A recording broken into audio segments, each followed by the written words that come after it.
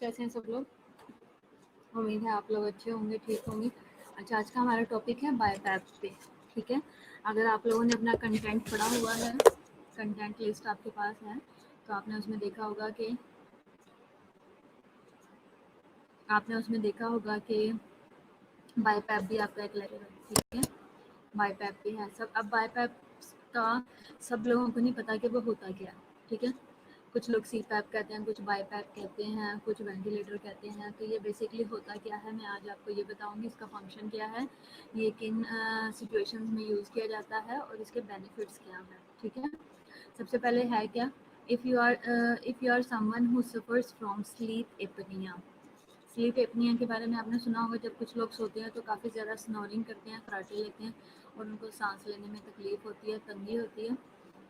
तो ये बेसिकली उसके लिए ज़्यादा बेनिफिशियल है। और you think you might have the condition, आपको लगता है कि आपको ये प्रॉब्लम है या हो सकती है, या फिर आप स्लीप एपनिया से सफ़र कर रहे हो। You possibly have heard the name of devices such as CPAP and BiPAP machine. ठीक है, तो क्या है कि सीपैप मशीन जो है वो are the most well known है, but the BiPAP technology works better for some people. कुछ लोगों के लिए बाईपैप जो है वो बहुत अच्छे से काम करता है। In the post we will answer common questions regarding BiPAP machines to help learn more. ठीक है, आपके जो क्वेश्चंस हैं हम उनका अच्छे तरीके से इसके अंदर जवाब दे सकते हैं और आप बहुत सारी चीज़ें सीखोगे भी। बाईपैप क्या है, सबसे पहले BiPAP stands for by level positive airway pressure. BiPAP machine serves as a non-invasive therapy for sleep apnea और इसके अलावा क्या है, wide spread sleep disorder that effects a large number of people and all around the world. BiPAP जो है वो BiPAP जो है वो बेसिकली एब्रीवेशन है। इनसे बनता क्या है, bilateral bi level positive airway pressure है। ठीक है, बाईपैप जो मशीन है वो as a non invasive therapy for sleep apnoea के लिए ये काम करती है। नॉन इन्वेसिव है, इसके लिए हमें कोई इन्वेसिव प्रोसीजर करने की ज़रूरत नहीं पड़ती। फिर इसके अलावा वाइड स्प्रेड स्लीप डिसऑर्डर जो हैं, जो कि इफेक्ट करते हैं लार्ज नंबर ऑफ पीपल को ऑल अराउंड द वर्ल्ड, हम ये उसके लिए यूज़ करते हैं। The machine help sleep apnoea sufferers के लिए हम इस मशीन को यूज़ करते हैं। Breathe at night by keeping pressurise air flow going through into their lungs by way of nasal mask. इसमें बेसिकली होता क्या है कि जो पेशेंट्स हैं उनको हम जो है वो ये कोशिश करते हैं इस मशीन के थ्रू कि उनकी जो है वो नेज़ल मास्क के थ्रू उनके लंग्स के अंदर से प्रेशर के साथ एयर फ्लो हो, तो ताकि उनको जो एपनिया की प्रॉब्लम है वो कम हो जाए। बाईपैप और सीपैप मशीन से वो सिमिलर ट्रीटमेंट ऑप्शंस हैं। ठीक है, but have one main differences. दोनों सेम है मशीन्स, लेकिन इनका एक डिफरेंस है इन दोनों में। मेन सी पैप जो है वो यूज़ होती है सिंगल प्रेशर सेटिंग के लिए, और बाई पैप जो है वो एम्प्लॉय करती है टू प्रेशर, इनहेल पे भी और एक्सहेल पे भी। जो सी पैप है उसका एक ही प्रेशर होता है, वो एक ही लाइन में काम करती है, वन वे है। बट इज़ बाईपैप मशीन, अब हम देखेंगे कि बाईपैप है क्या actually. BiPAP machine is a prescribed medical device that is use to help sleep apnoea patient improve their sleep at night.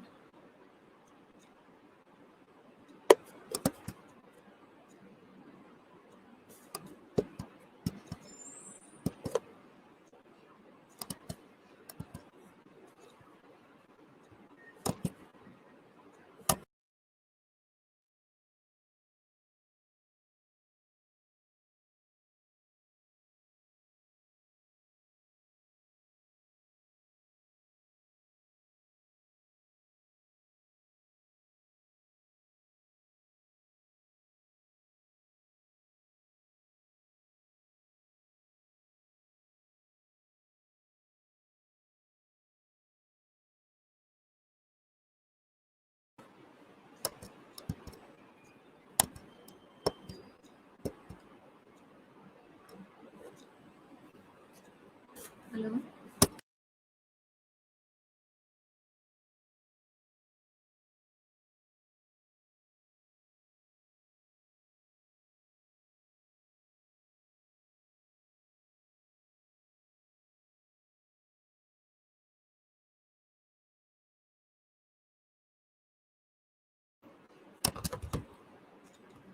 Sleep apnoea जो है, जो सफ़रर्स होते हैं उनके लिए हम यूज़ करते हैं BiPAP machine. Will put on a face mask हम लगाते हैं, नेज़ल मास्क लगाते हैं नाइट के time, which is attached to the BiPAP unit. और बाईपैप जो मास्क है उसके साथ एक मशीन भी होती है, तो हम मशीन प्रेशर जो है वो बेसिकली मशीन दे रही होती है।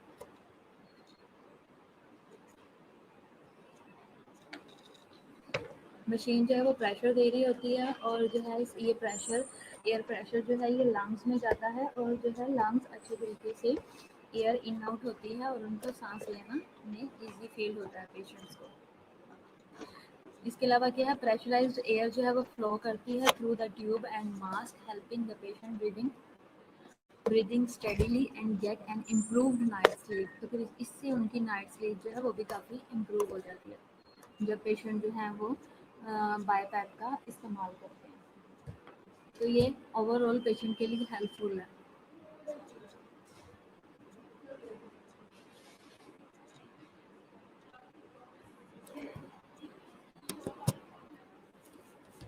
एम्स क्या है, एनआईवी ट्रीटमेंट के, यानी कि in non invasive ventilator treatment जो हम देते हैं, हमारा उसके लिए बेसिकली एम क्या है, हम ये क्यों लगाते हैं। फर्स्ट ऑफ ऑल है कि टू इम्प्रूव गैस एक्सचेंज, हम चाहते हैं कि पेशेंट का जो गैस एक्सचेंज है, रेस्पिरेटरी गैस एक्सचेंज जो है वो प्रॉपरली हो जाए। दूसरा, रिड्यूस करता है वर्क ऑफ ब्रीदिंग को, ब्रीदिंग पे जितना प्रेशर पड़ रहा है उसे ये वर्कलोड को कम कर देता है। To reduce shortness of breath, जो पेशेंट को शॉर्टनेस ऑफ ब्रेथ होती है रात के टाइम वो भी कम हो जाती है। To avoid the need of invasive ventilation, तो इसके अलावा जो हमारा सी पैप या बाईपैप इस्तेमाल करने का मकसद ये है कि पेशेंट जो है वो उसको बाद में इन्वेसिव वेंटिलेशन की ज़रूरत ना पड़े। इन्वेसिव वेंटिलेशन क्या है, जो कि हम वेंटिलेटर यूज़ करते हैं ट्यूब डाल के, पेशेंट को हम ईटीटी ट्यूब डालते हैं और फिर हम पेशेंट को जो है वो आर्टिफिशियल मैकेनिकल ब्रीदिंग पे डाल देते हैं, वो इन्वेसिव वेंटिलेशन है। इसके अलावा क्या है, to reduce length of stay, इससे ये होता है कि जब हम नॉन इन्वेसिव वेंटिलेशन यूज़ करते हैं, इसका हमारा एम ये है कि पेशेंट का जो लेंथ ऑफ स्टे है वो भी कम हो जाए। वो कैसे कम होगा, कि जब पेशेंट जो है वो पेशेंट की अगर ब्रीदिंग पे इफेक्ट हो जाता है, ब्रीदिंग उसकी बेहतर हो जाती है, गैस एक्सचेंज अच्छा हो जाता है, एसिडी कम हो जाती है, तो पेशेंट का हॉस्पिटल में स्टे भी कम हो जाता है।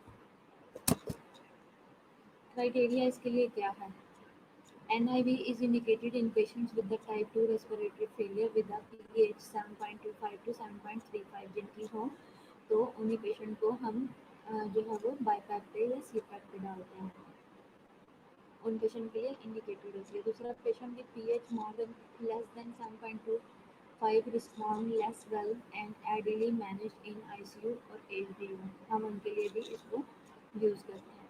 तो उसके बाद patients who are severely hypoxic हों may be more appropriately managed in ICU, और ऐसे पेशेंट जो कि स्वेयर हाइपोक्सिक होते हैं और मोर अप्रोप्रिएटली मैनेज हो सकते हैं आईसीयू में, उनको हम आईसीयू में मूव करते हैं। क्लिनिकल स्टेट कैसी होनी चाहिए या पेशेंट्स की कैसी होती है, एबल टू प्रोटेक्ट एयरवे, ऐसा पेशेंट होना चाहिए क्लिनिकली जो अपने आप को प्रोटेक्ट, अपने एयरवे को प्रोटेक्ट कर सके, कॉन्शियस और कोऑपरेटिव होना चाहिए। कोऑपरेटिव क्यों होना चाहिए बाईपैप के लिए पेशेंट, कौन बताएगा, पेशेंट को कोऑपरेटिव क्यों होना चाहिए बाईपैप के लिए। हाँ जी जूलियस, रोनाल्ड। बाईपैप में बेसिकली पेशेंट जो है वो बहुत अपने फेस पे प्रेशर फील करता है, और उस प्रेशर को कम करने के लिए, उस प्रेशर को टॉलरेट करने के लिए पेशेंट का एक तो कॉन्शियस होना, दूसरा कोऑपरेट करना बहुत ज़रूरी है। अगर पेशेंट हमारे साथ कोऑपरेट नहीं करेगा तो पेशेंट जो है वो उसको बाईपैप के प्रेशर को भी टॉलरेट नहीं कर पाएगा, तो इरिटेबल होगा, और जो है वो कोऑपरेट नहीं करेगा, नॉन कोऑपरेटिव होगा, तो उससे ट्रीटमेंट भी इफेक्ट होगी। हीमोडायनामिकली पेशेंट को स्टेबल होना बड़ा ज़रूरी है। एबल टू कफ और क्लियर सक्रीशन, जब पेशेंट को बाईपैप लगा रहे हैं या उससे पहले लगाने की ज़रूरत है जब बाईपैप, तो पेशेंट की ये कंडीशन होनी चाहिए कि जब हम पेशेंट से कहें कि वो कफ करें तो पेशेंट हमारे साथ कोऑपरेट कर सके, कफ करने के लिए, सक्रीशन बाहर निकालने के लिए। कॉन्ट्राइंडिकेशंस क्या है इसके लिए, अगर फेशियल बर्न हो या ट्रॉमा हुआ हो या रिसेंट फेशियल और अपर एयरवे की कोई सर्जरी हुई हो, सब हम बाई पैप नहीं लगाएंगे। बेसिकली ये इस तरीके से मास्क होता है जो पूरे फेस पे लगता है, या फिर अगर नेजल हो तो छोटे वाला मास्क होता है जो इस तरह लगाया होता है और उसके बैंड लगे होते हैं। वॉमिटिंग है, कोपियस रेस्पिरेटरी सिक्रेशंस आ रही हैं, अगर बहुत स्वेयर सिक्रेशंस है, ये पेशेंट वॉमिट कर रहा है और परसिस्टेंट है, तो तब भी हम बाई पैप नहीं लगाएंगे, क्योंकि अगर पेशेंट वॉमिट कर रहा है तो हमने तो पेशेंट के नोज़ और माउथ को कवर कर देना है। अगर पेशेंट ने वॉमिट पास करनी है तो पेशेंट जो है वो वॉमिट नहीं पास कर पाएगा बल्कि इनहेल कर लेगा, क्योंकि उसका प्रेशर जो है वो नोज़ पे पड़ेगा और नोज़ के साथ जो है वो पेशेंट जो है वो इनहेल कर लेगा वॉमिट को।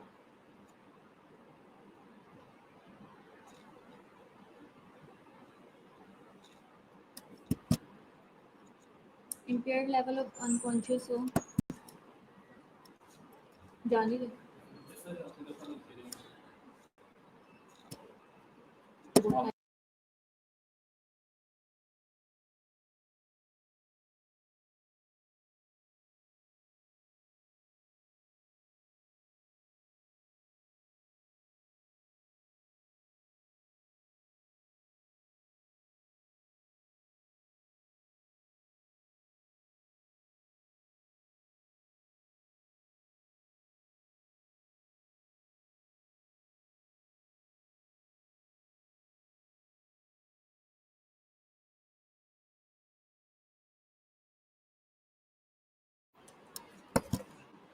फेशियल बर्न हो, ट्रॉमा हो, वॉमिटिंग हो, पेशेंट को फिक्स्ड अपर एयरवे ऑब्स्ट्रक्शन हो और जो ऑब्स्ट्रक्शन है वो फिक्स्ड है, तो तब भी हम जो है वो पेशेंट को बाईपैप पे नहीं डालेंगे। और इसके अलावा अनड्रेन निमोथोरिक्स हो, निमोथोरिक्स ऐसा है जिसको ड्रेन नहीं कर सकते, और इसके अलावा इम्पेयर्ड लेवल ऑफ कॉन्शियसनेस है, पेशेंट जो है वो पेशेंट की कॉन्शियसनेस जो है वो इम्प्रूव नहीं हो रहा, पेशेंट कॉन्शियस नहीं हो रहा बल्कि इम्पेयर्ड हो रहा है, तब भी हम पेशेंट को बाईपैप पे नहीं डालेंगे। Unable to protect on airway, जब पेशेंट जो है वो अपने एयरवे को प्रोटेक्ट नहीं कर सकता तो तब भी कॉन्ट्राइंडिकेटेड है, जैसे कि हमने पेशेंट के क्राइटेरिया में पढ़ा तो जो एयरवे को जो है वो प्रोटेक्ट कर सकता है वो इस क्राइटेरिया पे पूरा हो सकता है। तो बेसिकली क्या है, फेशियल बर्न हो, ट्रॉमा है, अपर एयरवे सर्जरी है, वॉमिटिंग है, फिक्स्ड अपर एयरवे ऑब्स्ट्रक्शन है, अनड्रेन्ड निमोथोरिक्स है, impaired level of consciousness है, unable to protect on airway है, तो इन पेशेंट्स को क्या करेंगे, हम नहीं बाईपैप पे डालेंगे। अब बाईपैप क्या है, ये बेसिकली एक मशीन है जो कि हेल्प करती है। अब इसका बाईपैप जो है वो डबल चैम्बर होती है, डबल वे काम करती है। ये क्या करती है, इनहेल प्रेशर भी देती है और एक्सहेल प्रेशर भी देती है। बाईपैप सीपैप जो है वो वन वे काम करती है। बाईपैप जो है उसका मतलब है बाई लेवल पॉजिटिव प्रेशर है, एयर वे प्रेशर है। अब हम थोड़ा सा साथ रिवाइज करें।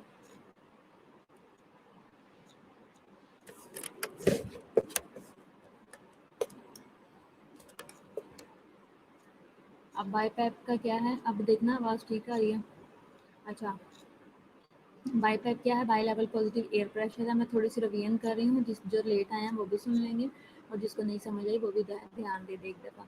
बाईपैप जो है वो by level positive air way pressure है, ठीक है। बाईपैप मशीन जो है वो सर्व करती है as a non invasive therapy for sleep apnoea के लिए और वाइड स्प्रेड स्लीप डिसऑर्डर के लिए, जैसे जो कि इफेक्ट करते हैं लार्ज नंबर ऑफ पीपल को ऑल अराउंड द वर्ल्ड, पूरी दुनिया में।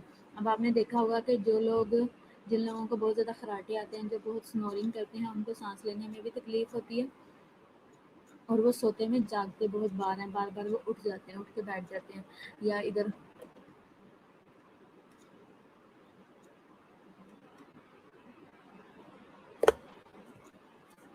अभी भी इशू है? अब किसको इशू है आवाज़ का, इफरा? अब बेहतर नहीं हुआ?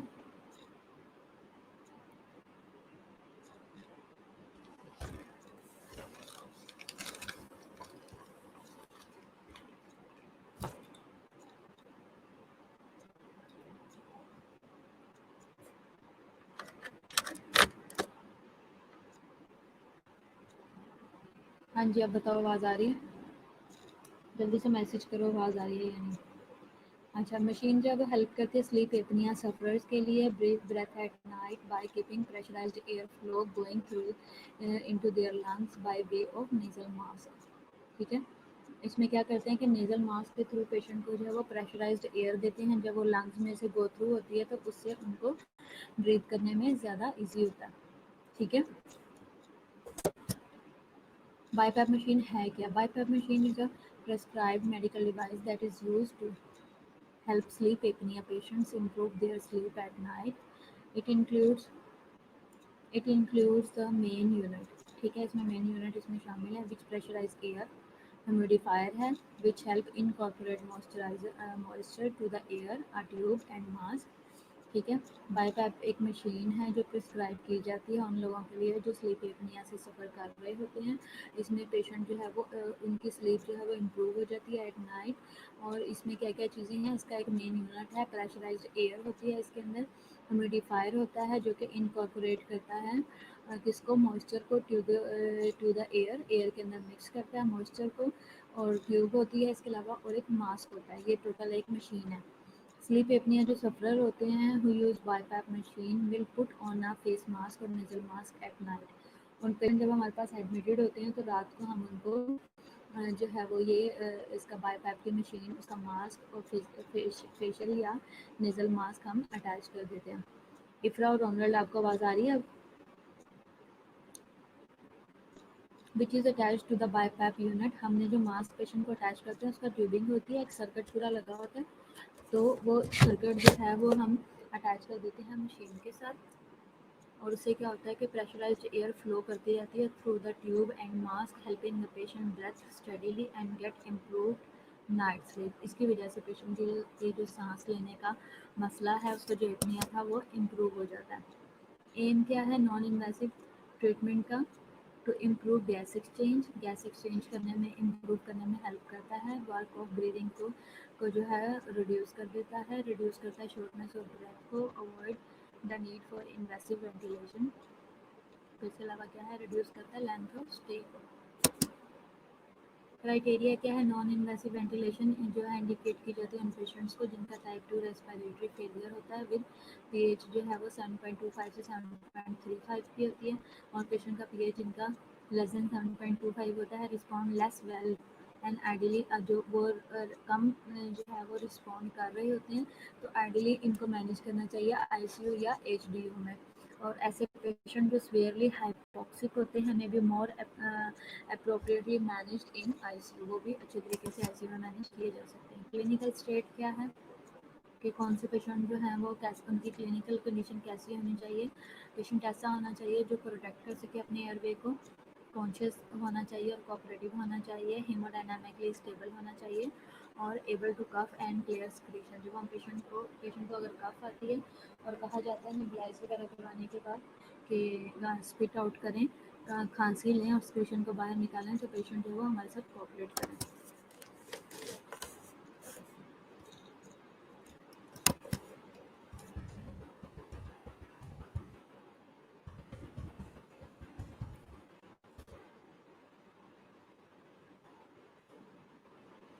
अच्छा, कॉन्ट्राइंडिकेशन क्या है, किन पेशेंट्स को हमने जो है बाईपैप अटैच नहीं करना?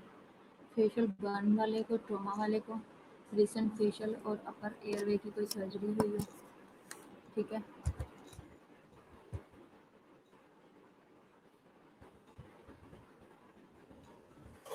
और इसके अलावा अपर एयरवे की जिनकी सर्जरी हुई हो, क्योंकि उनको मास्क इस तरीके से लगाना और फिक्स करना मुश्किल होता है, जिनको वॉमिटिंग हो रही हो बहुत ज़्यादा, ठीक है, या फिर रेस्पिरेटरी सिचुएशन आ रही हो बहुत ज़्यादा, उनको नहीं हमने लगाना।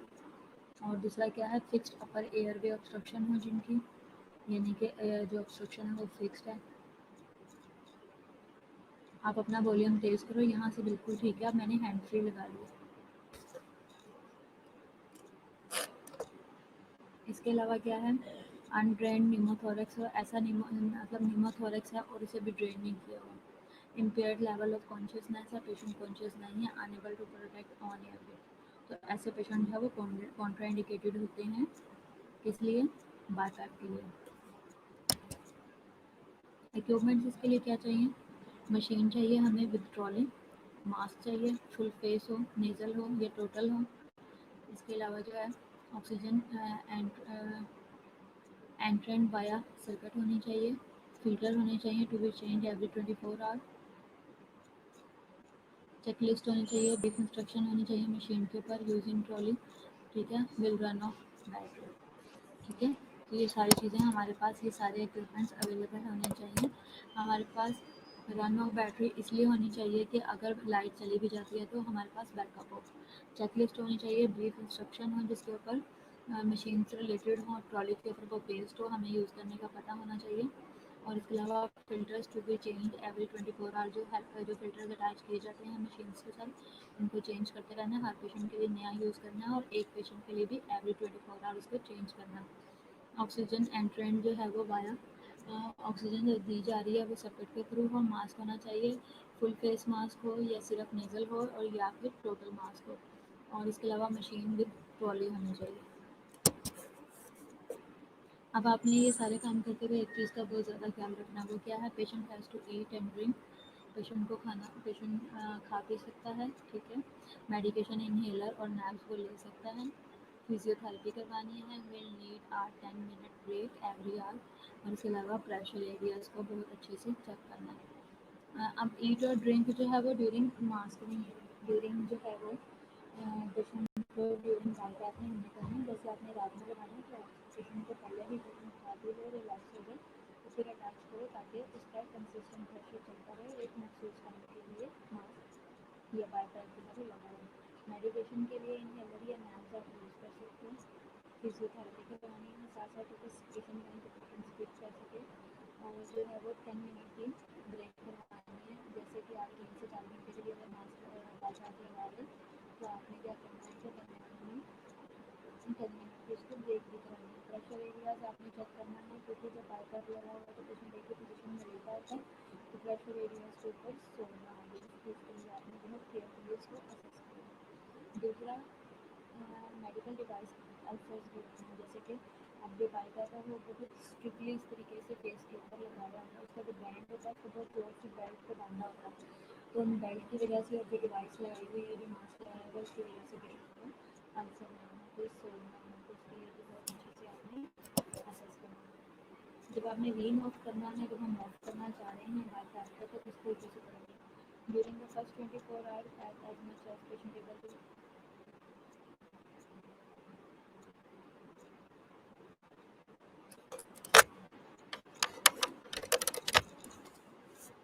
हमारी आवाज़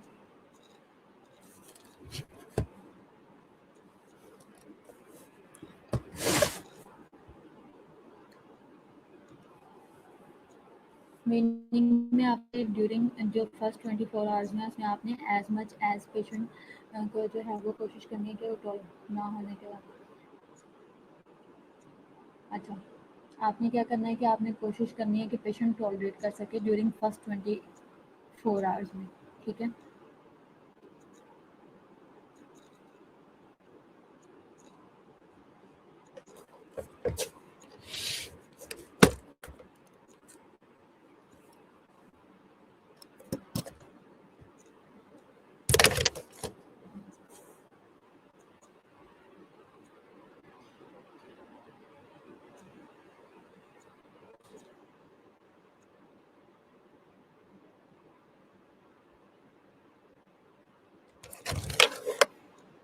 अब आइए आवाज़,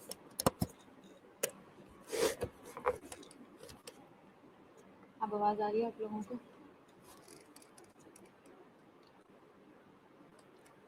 अब नोट करो कि बेहतर है या नहीं।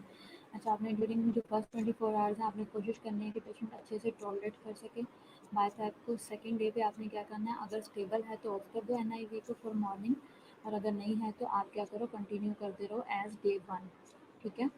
फिर उसके बाद आफ्टरनून में आपने 2 आवर्स के लिए एनआईवी लगाना है, यानी कि नॉन इन्वेसिव वेंटिलेशन करवानी है। इसके अलावा एटलीस्ट आपने 6 आवर्स के लिए ट्रीटमेंट देनी है, 6 आवर्स ट्रीटमेंट है। फिर उसके बाद डे 3 पे आपने ऑफ करना है एनआईवी को ड्यूरिंग डे में नीड ट्रीटमेंट ओवर नाइट, ठीक है। मैंने अब फैन ऑफ कर दिया। अच्छा, डे 4 के लिए क्या है, आपने स्टॉप कर देना एनआईवी को, और एबीजीज जो है वो आपने प्री डिस्चार्ज करवानी है एज बेस लाइन। ठीक हो गया ये वीनिंग के बारे में, तो जब आप वीन करवा रहे हो। फिर इसके अलावा जो है अगर एनआईवी फेल हो जाता है तो आपने क्या करना है, if after 6 hours of NIV treatment and adjusting setting there is no improvement in their patient's condition, then the following should be considered। अगर नहीं हो रहा है एनआईवी के बाद भी पेशेंट जो है की कंडीशन जो है वो इम्प्रूव नहीं हो रही, तो आपने नेक्स्ट स्टेप क्या करना है, आपने पेशेंट को जो है वो जो फॉलोइंग सिचुएशन बताई हुई है उसमें आपने काम करना है। वो क्या है? Review by ICU as per management plan. आपने आईसीयू के बारे में उसका प्लान बनाने की कोशिश करनी है। If not appropriate for ICU, stop NIV है, कीप पेशेंट कंफर्टेबल है। फिर उसके बाद कंसीडर करना है मॉर्फिन सेडेटिव सच एज आपने मिडाजोलम देना है। Allow the patient to die with dignity. ठीक है, मतलब क्या है कि आपने पेशेंट की सिचुएशन के अकॉर्डिंग उसको डील करना है। आपने if after 6 hours NIV treatment and dressing setting there is no improvement in the patient condition then the following should be considered. आपने जो फॉलोइंग सिचुएशन है उसको कंसीडर करना है। इसमें आपने रिव्यू करना है। रिव्यू जो है वो आपने आईसीयू से लेना है एज पर मैनेजमेंट प्लान, जो भी मैनेजमेंट प्लान करेगी। If not appropriate for ICU, अगर पेशेंट आईसीयू में रखना भी बेहतर नहीं है तो आप एनआईवी स्टॉप कर दो, पेशेंट को कंफर्टेबल करवा दो। और कंसीडर करना है आपने पेशेंट को मॉर्फिन देनी है, कोई पेन किलर लेना चाह रहा है, सेडेशन लेना चाह रहा है या मिडाजोलम कुछ भी लेना चाह रहा है, उसको रिलैक्स करो। और अगर पेशेंट की कंडीशन ऐसी है कि वो उसकी डेथ हो सकती है, हो जाएगी या बिल्कुल डाइंग कंडीशन में है, तो उसे डिग्निटी के साथ डाई में हेल्प करो। हेल्प मीन्स कि उसको रिस्पेक्टफुली। फिर उसके बाद है what are the benefits of BiPAP machine. इसके बेनिफिट्स क्या हैं? First of all, patients who have been diagnosed with the sleep apnea may experience the following benefits from BiPAP treatment।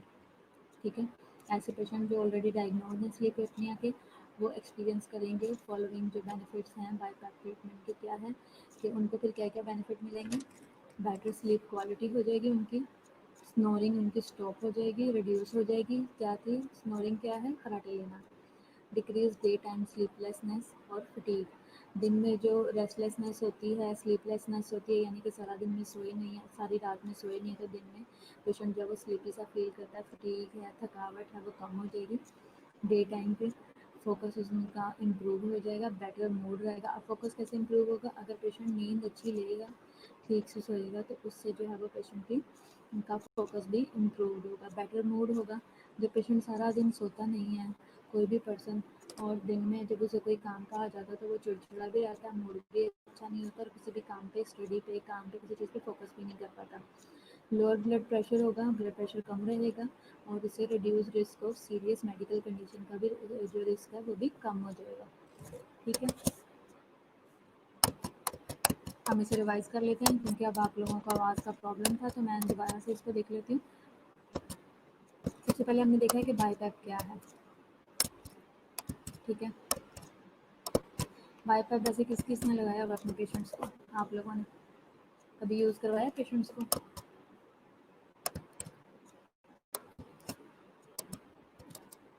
ये देखो, ये इस तरह की मशीन है और ये इसका मास्क है। ठीक है, ये मशीन है, ये फुल चैम्बर है, इसके अंदर एयर प्रेशर भी है और हर चीज़ है। और ये जो वेंटिलेटर है, ये जो सर्किट है, इसके थ्रू एयर जो है वो इन होती है। ठीक है, अब ये क्या है? ये जो मास्क है ये सारा फेस पे आएगा, और ये वाला जो है इसकी नोज़ पे आएगा। ये माउथ पे आएगा और नोज़ पे आएगा, या फिर इसको नोज़ और माउथ दोनों पे फिक्स करके ये वाली साइड इसकी फोरहेड पे आएगी। उसका बेल्ट होता है, बेल्ट के साथ अच्छे से टाई कर देते हैं। ठीक है, बाईपैप है क्या? बाईपैप जो है वो, बाईपैप का मतलब है बाय बाय लेवल, यानी कि दोनों साइड्स की पॉजिटिव एयर प्रेशर है। ठीक है, और बाईपैप मशीन जो है वो सर्व करती है, काम करती है as a non invasive therapy for sleep apnoea के लिए, वाइड स्प्रेड स्लीप डिसऑर्डर के लिए, जो इफेक्ट होते हैं लार्ज नंबर ऑफ पीपल को, हमारे आसपास जो लोग रहते हैं। ठीक है, दूसरा क्या है कि जो मशीन है वो हेल्प करती है स्लीप एपनिया सफ़रर्स के लिए कि वो ब्रेथ कर ले सके एट नाइट। ठीक है, कैसे होता है कि जब हम पेशेंट को बाईपैप मशीन अटैच करते हैं, बाईपैप का जो उसका जो प्रेशर है एयर फ्लो का, वो क्या करता है कि वो जब लंग्स में से गुजरता है मास्क के थ्रू, तो वो पेशेंट को सोने में हेल्प करता है और उसका जो ब्रेथलेसनेस है वो कम हो जाती है। बाईपैप और सीपैप मशीन जो है वो सिमिलर ट्रीटमेंट के लिए यूज़ होती हैं, लेकिन इसमें एक वन मेन डिफरेंस है, वो ये है कि जो सीपैप है उसमें सिंगल प्रेशर सेटिंग होती है, और जो बाईपैप है उसमें डबल प्रेशर सेटिंग होती है। जैसे कि 2 प्रेशर्स होते हैं, इनहेल का प्रेशर भी होता है और एक्सहेल का प्रेशर भी होता है। और बाईपैप मशीन जो है उसमें क्या है, बाईपैप मशीन जो है वो प्रिस्क्राइब करती है, प्रिस्क्राइब की जाती है या करते हैं, मेडिकल डिवाइस है जो कि यूज़ की जाती है पेशेंट को सोने में हेल्प करने के लिए, एपनिया फ्री। करने के लिए। और दूसरा क्या है कि पेशेंट जो है उसकी स्लीप जो है एट नाइट इससे इम्प्रूव हो जाती है। और इसके अंदर शाम ये किस चीज़ की बनी हुई है, ये टोटल क्या क्या इसमें चीज़ें इंक्लूड हैं। इसका एक मेन यूनिट है, वो मशीन है जो मैंने आपको बताई है। इसके अलावा इसमें एक प्रेशराइज एयर बनाती है, इसमें ह्यूमिडिफायर है और ये हेल्प करती है किस चीज़ में इनकॉर्पोरेट करने में मॉइस्चर को टू द एयर। और इसके अलावा ट्यूब है और मास्क है, ठीक है। स्लीप एपनिया जो सफरर्स होते हैं वो बाईपैप मशीन को यूज़ करते हैं, will put on a face mask और निजल मास्क के ज़रिए यूज़ किया जाता है एट नाइट में। फिर उसके बाद which is attach to the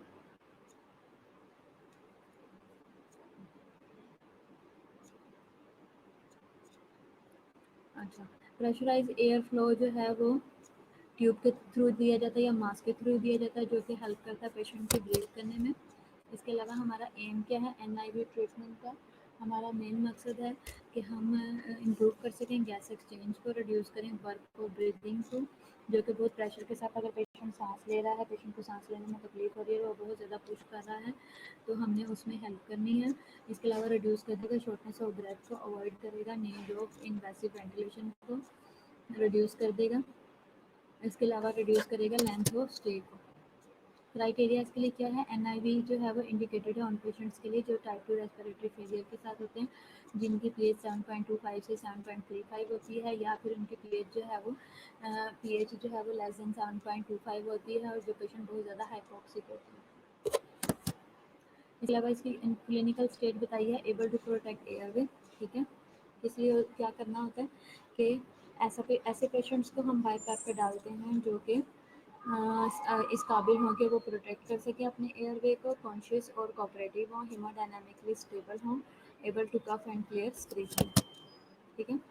contraindication किन किन लोगों के लिए है, जिनका फेशियल बर्न हुआ हो, ट्रॉमा हुआ हो, या रिसेंट कोई फेशियल या अपर एयरवे सर्जरी हुई हो, वॉमिटिंग हो, या रेस्पिरेटरी सिक्रेशन बहुत ज़्यादा आ रही हो, तो मास्क जो एक बिल्कुल फिक्स होता है फेस के ऊपर, अगर जो है वो पेशेंट इस दौरान कफ करेगा, वॉमिट करेगा या सिक्रेशन जो है वो स्पिट करेगा, तो उससे ये होगा कि मास्क के अंदर सिक्रेशन बहुत ज़्यादा आ जाएगी और पेशेंट उसको इनहेल भी कर सकता है।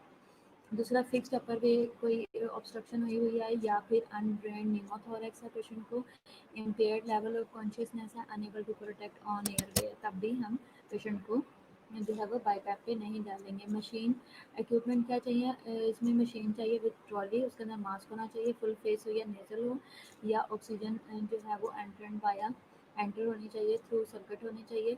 इसके अलावा फिल्टर टू भी चेंज होना चाहिए 24 आवर्स में, चेकलिस्ट होनी चाहिए ब्रीफ इंस्ट्रक्शन के साथ ऑन द मशीन है यूजिंग ट्रॉली। फिर उसके बाद will run of battery.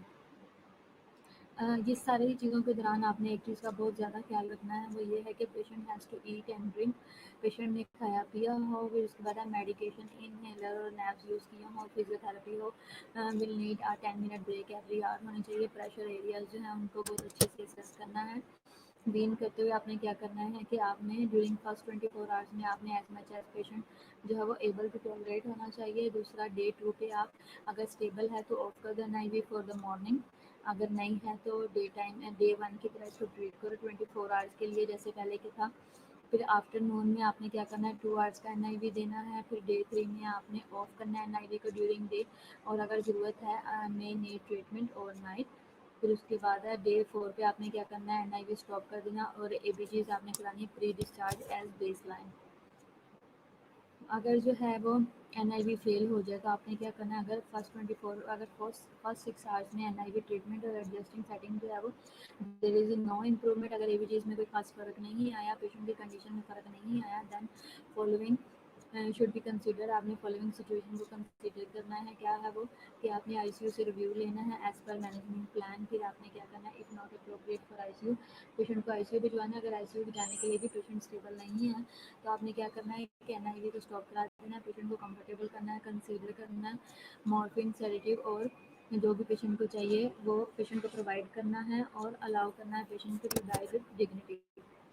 Benefits क्या हैं, बाईपैप के patients who have been diagnosed with the sleep apnea may experience the following benefits from the BiPAP treatment. क्या बेटर स्लीप क्वालिटी हो जाएगी, रात को अच्छे से सो पाएंगे, रिड्यूस स्नोरिंग अगर अपने ही जो खराटों की आवाज़ है वो पेशेंट को जो है वो डिस्टर्ब करती है, अनकम्फर्ट करती है, तो वो जब कम हो जाएगी तो पेशेंट की स्लीप की क्वालिटी भी बढ़ जाएगी। अगर पेशेंट अच्छे से सोएगा तो उसकी डे टाइम की जो स्लीपलेसनेस है और इसके अलावा फटीग है वो भी कम हो जाएगी।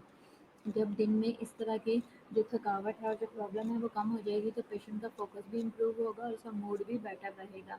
उससे ब्लड प्रेशर भी कम होगा, risk of serious medical condition भी कम हो जाएगी। ठीक है, यहाँ तक समझ आ गई सबको? कोई क्वेश्चन है किसी का? अगर कुछ पूछना है तो आप पूछ सकते हो, अगर किसी किस्म की आपको समझ नहीं आई तो।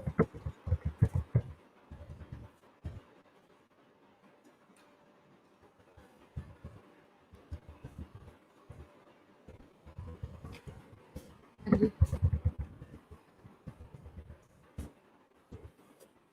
हाँ जी, रोनल्ड, नीलम, आसमा, जूलियस, इफ्रा, हबीबा, हाँ जी, आपदा, सादिया। कोई क्वेश्चन जो ना समझ आई हो लेक्चर में से आप पूछ सकते हो।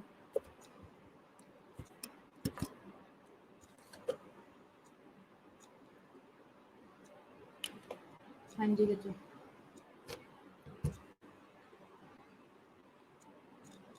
हाँ जी हबीबा, सादिया,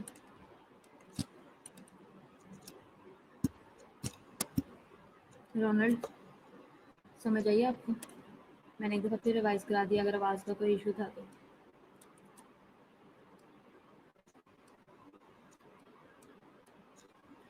जूलियस,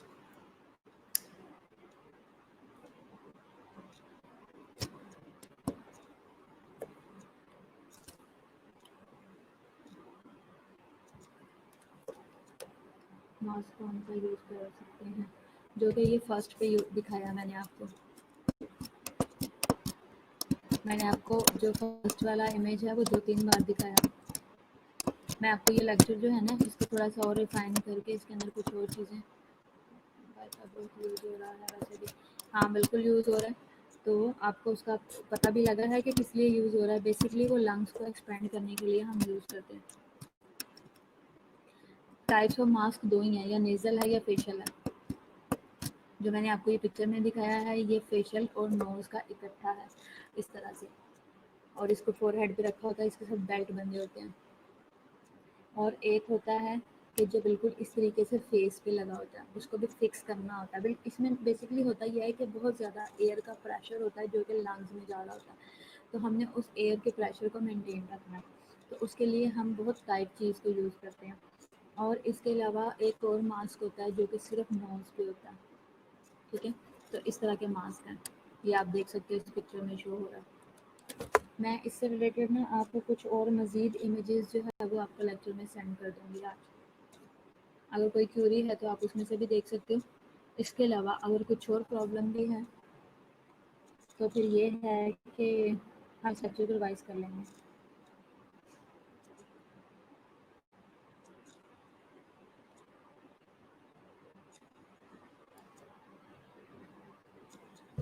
हम इस लेक्चर को रिपीट कर लेंगे। अगर आप लोगों को समझ नहीं आई है तो आप मुझे बता दें, मैं कल आपको दोबारा से रिवाइज करवा देती हूँ।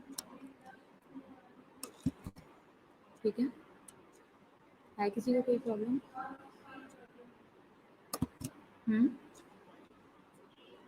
किसी को कोई प्रॉब्लम है? एम नोज वाला कैसे फिक्स करते हैं, वो भी बेल्ट के साथ? रोनाल्ड, आप तो आईसीयू में ड्यूटी करते हो, फिर आपको क्यों नहीं पता? आपने नहीं देखे हुए? हमारे यहाँ शालामार में तो बहुत ज़्यादा यूज़ होता है बाईपैप। पोर्टेबल भी हैं और फिक्स्ड भी हैं। आजकल जो हमारे पास आए हैं जो हमारे पास आजकल वेंटिलेटर्स हैं उनके अंदर ही बाईपैप है, उनके अंदर ही कंप्लीट उसकी सारी, एक तो उसकी एक्सेसरीज भी सारी हैं, दूसरा उसके सारा मैनुअल प्रोसीजर भी उसी के अंदर ही है। हमारे पास जो वेंटिलेटर हैं इस वक्त वो एंड्रॉयड यूज़ हो रहे हैं, और ये वाले वेंटिलेटर जो हैं वो इस वक्त शुगर खाना में यूज़ हो रहे हैं या फिर शालामार में यूज़ हो रहे हैं। एंड्रॉयड वेंटिलेटर, उसके अंदर हर चीज़ अवेलेबल है। आज आपने जहाँ भी आपके पास नॉन इन्वर्टिंग वेंटिलेशन यूज़ हो रही है या फिर बेटर, तो आज आपने अपने पेशेंट्स को आपको देखना है कि वो किस तरीके से ये सब यूज़ हो रहा है, ठीक है। हाँ, मास्क आपने रोनाल्ड आज आपने जाके मास्क देखने हैं, ठीक है। आज आपने कोशिश करनी है, आप सब अपनी अपनी वार्ड में आज देखेंगे। अगर आपके वार्ड में यूज़ नहीं हो रहा तो आपने आईसीयू में जाना है और वहाँ पे देखना है कि वो किस तरीके से जो है वो पेशेंट को बाईपैप अटैच करते हैं, कितनी टाइमिंग के लिए करते हैं और उसका प्रोसीजर क्या है, उसकी रिकमेंडेशंस क्या है और इम्प्रूवमेंट क्या है पेशेंट के ऊपर। ये आज आप लोगों ने अपने तौर पे इसको सर्च करना है और उसका आपने कुछ ना कुछ रिजल्ट लेके आना है कि पेशेंट के ऊपर इसकी क्या इम्प्रूवमेंट है और पेशेंट के लिए कितना ये सक्सेसफुल है, ठीक है। वेंटिलेटर लगाया है या पूरा ऑपरेट किया, सिर्फ अटैच किया ईटीटी के साथ है रोनल? चलो अच्छी बात है। अगर आप वेंटिलेटर वाले पेशेंट्स देखते हो उसकी सारी ए टू जी आपको कंडीशन पता होनी चाहिए, सारे साइंस सिम्टम्स पता होने चाहिए और पेशेंट की जो कंडीशन के अंदर आप साइन डाउन आते हैं वो सब आपको पता होने चाहिए ए टू जी, ठीक है। तो अब आज की आपकी असाइनमेंट है कि आपने अपने अपने वार्ड में अपने हॉस्पिटल में आपने बाईपैप वाले पेशेंट्स ढूंढने हैं, ठीक है। जिनको बाईपैप लग रहा है उनकी रिकमेंडेशंस क्या हैं, कंडीशंस क्या हैं, ये सारी चीज़ें आज आपने देखनी है और फिर हमारे साथ शेयर करना है कल, ठीक है। अगर समझने में आपको कोई प्रॉब्लम रही है इस लेक्चर में तो अगर विद पिक्चर समझना चाह रहे हैं विद वीडियो तो आप मुझे ग्रुप में सेंड कर दें, मैं नेक्स्ट इस लेक्चर को और इम्प्रूव करके भेजूँगी, ठीक है। चलिए ओके, खुदा हाफिज़।